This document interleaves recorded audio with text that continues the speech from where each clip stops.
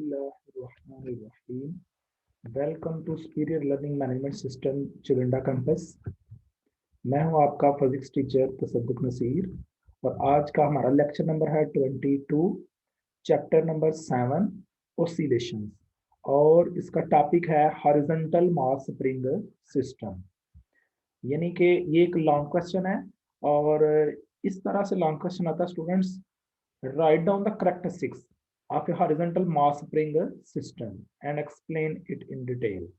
उसकी सबसे पहले स्टूडेंट्स एक्सप्लेनेशन है। एक्सप्लेनेशन में हमने क्या करना है कि हॉरिजॉन्टल मास स्प्रिंग सिस्टम लेना है, एक हॉरिजॉन्टल फ्रिक्शनलेस सरफेस लेनी है, उसके ऊपर एक स्प्रिंग का एक एंड फिक्स कर देना है और एक एंड पे हमने मास एम अटैच कर देना है। जैसे ये देखिए एक मास था जो कि स्प्रिंग के एक एंड पे अटैच किया है, ये ओसिलेट कर रहा है। ये क्या परफॉर्म कर रहा है? Oscillation. Let us consider a horizontal mass spring system on a frictionless table. It oscillates to and fro motion about its mean position as shown in a figure.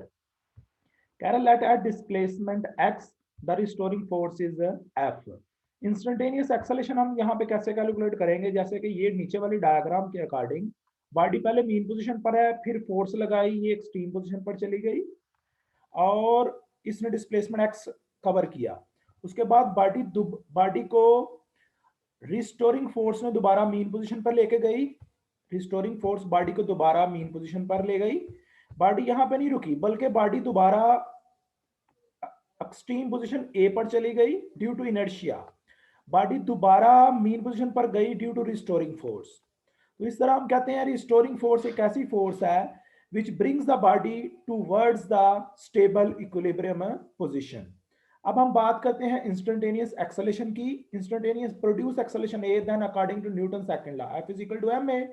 यहाँ पे ये हमारे पास एक इक्वेशन बन गई। अब हम according to Hooke's law, Hooke's law क्या बताता है? F is equal to minus k x. अब हम इन दोनों फार्मूलाज को अगर कंपेयर करें तो आपके पास a is equal to minus k over m into x. ये हमारे पास इक्वेशन बन गई सिंपल हार्मोनिक मोशन की equation.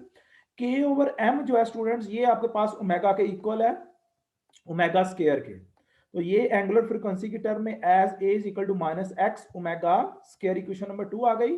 By comparing equation 1 and 2 अगर इन दोनों को कंपेयर कर लिया जाए, माइनस एक्स एक्स से कैंसिल हो गया, माइनस माइनस से कैंसिल हो गया, तो ओमेगा स्क्वायर किसके इक्वल आ गया स्टूडेंट्स? के ओवर एम के।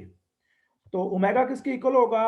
अंडर रूट के ओवर एम के। तो ये हमारे पास एंगुलर फ्रीक्वेंसी की वैल्यू आ गई क्वेश्चन नंबर 3 में।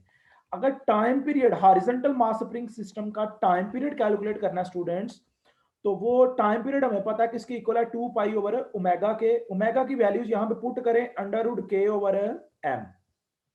तो ये देखें स्टूडेंट्स आपके पास फार्मूला बन गया T is equal to time period is equal to 2 pi under root m over k. Denominator में वैल्यू है तो ये ऊपर जाके चेंज हो जाएगी, एम ओवर के बन जाएगा मास, और के क्या है यहाँ पे? Spring constant.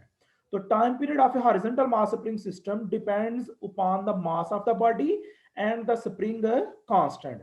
इसके बाद फ्रीक्वेंसी की बात की जाए तो frequency is the reciprocal of time period. F is equal to 1 over T. तो टाइम पीरियड की वैल्यू पुट करते हैं 1 ओवर 2 पाई अंडर रूट के ओवर एम। वो था एम ओवर के, ये क्या हो जाएगा? K over m. This is the frequency. अगर नेक्स्ट फाइंड किया जाए instantaneous displacement, instantaneous displacement x of the mass, उसको इसका फार्मूला हमने डिराइव किया है students, x is equal to x naught sine omega t. अब यहाँ पे ओमेगा की वैल्यू हमने फाइंड की है क्वेश्चन नंबर 3 से, वो वैल्यू हम यहाँ पे पुट कर देते हैं। x is equal to x naught sin under root k over m into t. This is the formula of instantaneous displacement. उसके बाद वैल्यू आती है इंस्टेंटेनियस वेलोसिटी की स्टूडेंट्स। इंस्टेंटेनियस वेलोसिटी की बात की जाए तो इंस्टेंटेनियस वेलोसिटी का फार्मूला यूनिफॉर्म सर्कुलर मोशन में हमने प्रूव किया है, v is equal to omega under root X naught का square minus x square. Omega की वैल्यू हमने फाइंड की क्वेश्चन नंबर 3 से, वो यहाँ पे पुट करते हैं अंडर रूट के ओवर एम। ये अंडर रूट हम एक कर देते हैं, ये आपके पास बन जाएगा k over m x naught का स्क्वायर माइनस एक्स स्क्वायर का under root. v is equal to x naught under root के ओवर एम।